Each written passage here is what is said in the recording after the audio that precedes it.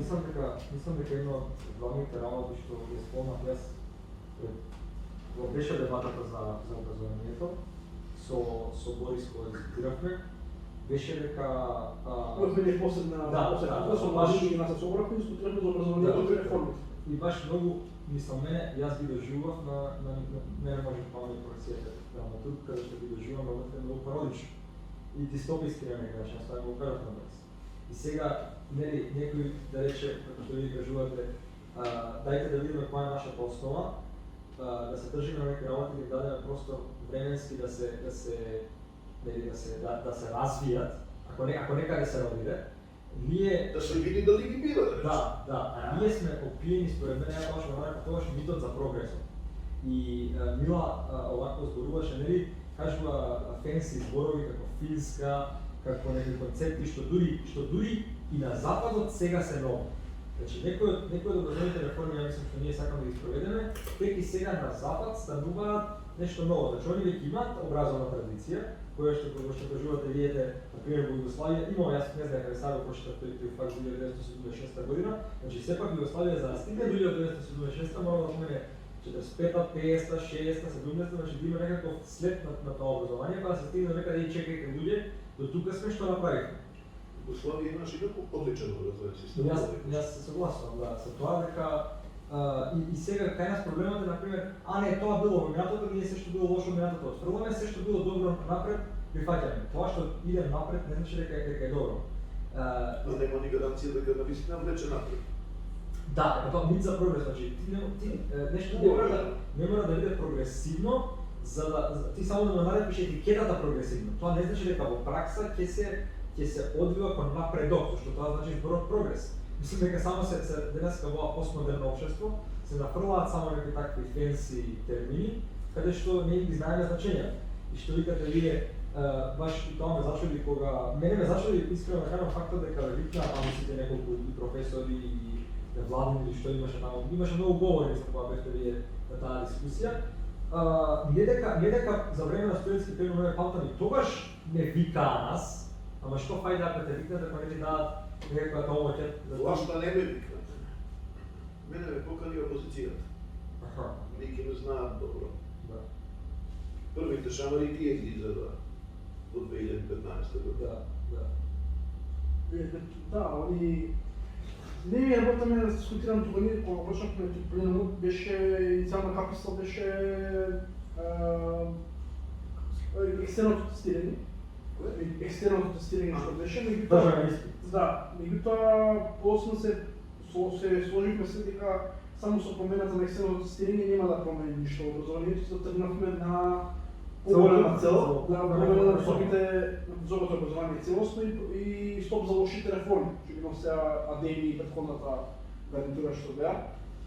Кога се смени конечно кога успеавме да се смени тој процесуален ниво тера на сила како е сегашниот. Се забрани, се укина екстерното тестирање, се донесе закон за високо образование кој никогаш не најде примена, никогаш немаше никаква примена во праксата. И повторно продолжија лошите реформи повторно продолжија што високото образование за да стигнеме да го реформираме мора да се реформира и основното и средното и целосно. Сега работиме во тоа што ние како кадри, ние во образованието не вадиме веќе кадри, тие што се вадат, што се конструктивни, ќе го разберат духот на образованието генерално што треба да го прикаже, тие се отстранувани едноставно од страна.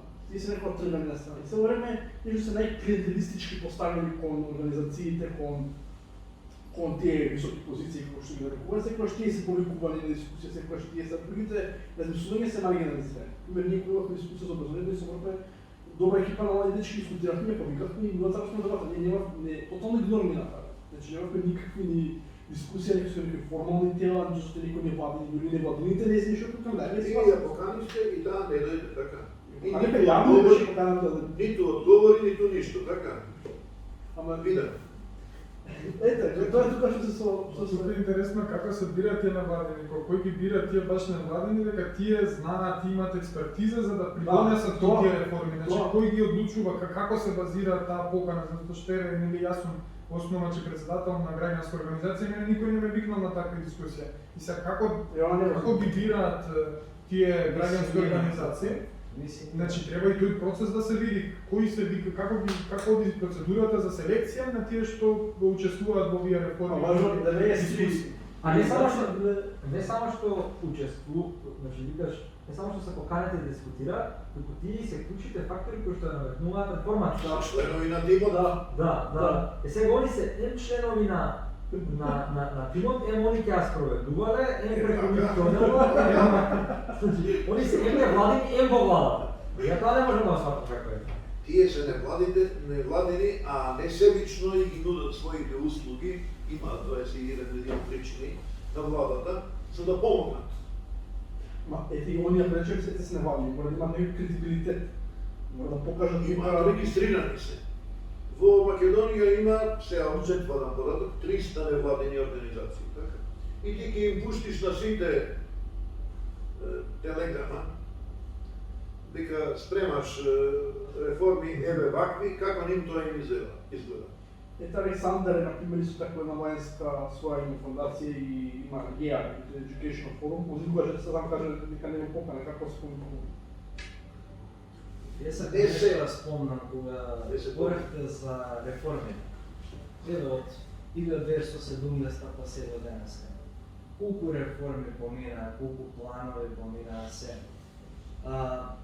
Мене најголема полка како поранешен студент кој завршил во Австрија на Салцбуршкиот универзитет, ми е како може сега тие таму професори, тој таму универзитет да се докажува, да го има на меѓународно поле, да пишуваат трудови во реномирани, признати научни списанија, журнали, нашите да ги нема никаде. И на ранг листа, значи без разлика еве шангајска, нас не нема со години, со децени. Како тоа овде глумат некои професионалци, некои големи експерти, а на меѓународно ниво ги нема. Не е сосема така, нечест. Има повеќе листи за рангирање на универзитетите. Шангајската е една од најпрестижните. Проблемот со Шангајската листа е што од 30.000 универзитети ти не можеш да видиш подолу од, да речеме, 1500 нешто, какво е рангирањето. Тие ги испратуваат првите 1000 до 1500 универзитети. Но нас никаде не тие топ 1000. Значи ние сме под 1000 Не? Ние сме под 1000. За разлика од словенечкиот, например, лјубљанскиот. Лјубљанскиот е високо, белградскиот е високо, загребскиот е високо. Затоа јас повеќе ја сакам ранг листата на Webometrics од Шпанија, на која што можеш да ги видиш сите 30.000 универзитети каде се. Секој на своје место. Дали имаме ние некакво списање меѓународно признато никаде да се пофалиме? На кој факултет? На математичкиот факултет. Дали на општествените науки имаме?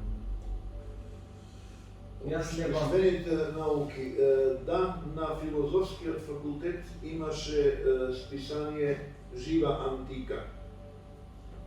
За класична филологија, античка историја, археологија и така натаму, кое што беше на листата на Томсон Ройтерс години и години. И тоа беше една од македонските гордости. Меѓутоа, тоа беше во 90-тите години. Работите со рейтингот на списанијата се менуваат. Списанието еднаш ти е на листата на Томсон Ройтерс, ако исполнува определени критериуми, потоа може да го снема ако се намали квалитетот, ако не се пишува. Гледам дека Жива антика била и на француски, на англиски, има преведувана жива антика била на англиски. Значи, жива антика се печатеше на било кој од југословенските јазици или на било кој светски јазик со резиме на некој од југословенските јазици. Обично луѓе од Тоа само по посебе да те преведува, да признание дека вредиш, кој што јас радам. Мислам дека е логички она. Апсолутно. Па затоа ова шангајска листа што се фала. И цело време ние кажуваме кои се критериумите по кои што тие луѓе ги бираат. Кои се критериумите поради кои што ние не да критикуваме, туку кажуваме дека сме лоши. Значи сигурно има некои критериуми по кои што можеме да заклучиме дека ние сме лоши. Сега според мене проблемот на нашата држава е волјата. Политичката волја највеќе. Значи нема политичка волја да се каже дека имавме ние, да речеме, добар образовен систем. Се случи нешто, и ајде да видиме што се случило во тој пат. И му ја скршивме глава. Да. И да си го признаеме тоа. Нема, никој не сака да ја признае грешка. Ако не се признае грешката, ако водиш со глава у зид, никогаш нема да Жал, тоа е најтешко во денешно време, да признаеш дека си сгрешил.